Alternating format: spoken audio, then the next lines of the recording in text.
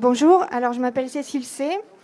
Je viens représenter ce soir un collectif qui s'appelle Boussole Féministe, qui est un collectif fondé il y a un an pour interpeller les mouvements et les personnalités féministes et enfantistes blanches sur les questions décoloniales et les mouvements décoloniaux sur l'importance des questions intimes dans la lutte politique.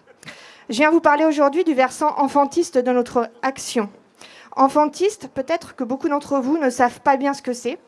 C'est un mouvement né dans le sillage de MeToo Inceste qui considère les enfants comme des sujets politiques. Ce qui implique, si on prend au sérieux cette proposition, de se regarder comme des oppresseurs dans la relation adulte-enfant et adulte-jeune, ce qui n'est pas évident quand on est militant ou militante et qu'on passe son temps à lutter contre les oppressions. Parmi nous, ce soir, il y a pourtant une personne sur 5 qui a vécu des violences sexuelles enfant. Je redis, une personne sur 5 parmi nous.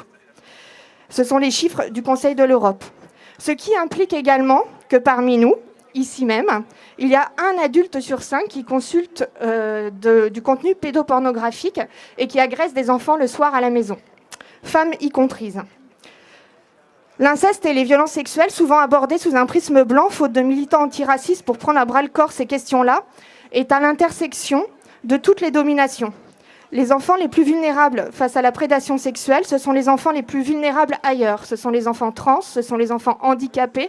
Un enfant autiste a 100% de chance de vivre des violences sexuelles avant ses 18 ans. 100%. Les porteurs de handicap, je l'ai dit, et les enfants adoptés, qui sont le plus souvent des enfants racisés. Je sors pourtant de la manifestation enfantiste annuelle qui s'est tenue cet après-midi et nous étions une poignée, comme chaque année. Preuve que les mouvements militants de gauche ne prennent toujours pas au sérieux la question des enfants.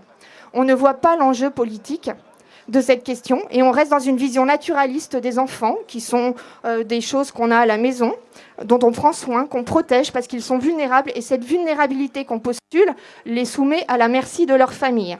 Les parents sont les premiers prédateurs de leurs enfants. Et donc c'est très dommage de ne pas prendre au sérieux cette question-là, parce que s'il y en a qui ont bien compris l'enjeu politique de cette question, comme d'habitude, c'est l'extrême droite.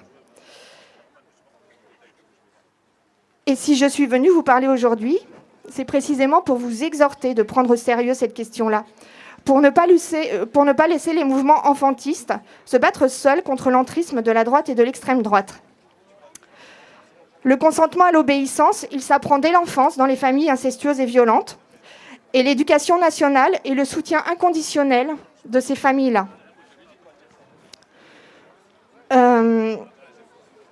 Pour finir, je voudrais donner 2 exemples de l'importance de prendre en compte ces questions-là et de ne pas laisser l'extrême droite nous prendre de court.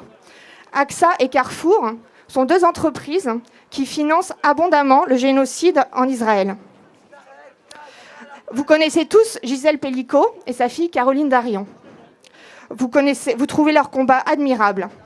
Caroline Darian, qui lutte contre la soumission chimique et contre l'inceste, travaille main dans la main avec Aurore Berger.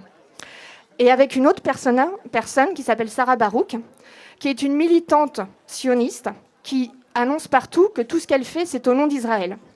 Or, Sarah Barouk a refait la communication d'AXA, qui est un gros financeur de l'État génocidaire, en permettant à AXA d'entrer dans tous les mouvements de lutte contre les violences sexuelles pour dire que si on est victime de violences conjugales, eh bien AXA nous trouvera un logement dans les 2 secondes.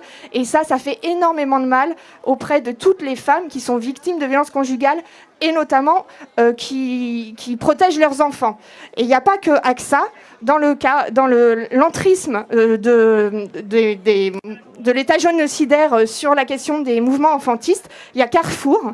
Carrefour, c'est un financeur d'un gros collectif qui s'appelle Move Enfant, dont vous avez entendu parler lors de l'affaire Betaram, parce que Move Enfant fait un très bon travail contre les violences sexuelles faites aux enfants, mais Move Enfant est financé par la Fondation Carrefour.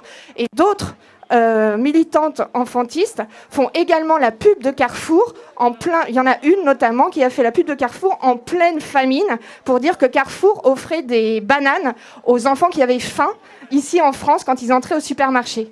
Donc tout ça pour dire que si on ne prend pas en considération cette question-là dans les mouvements de gauche et dans les mouvements antiracistes, vous inquiétez pas, l'extrême droite le fera pour nous et c'est très grave.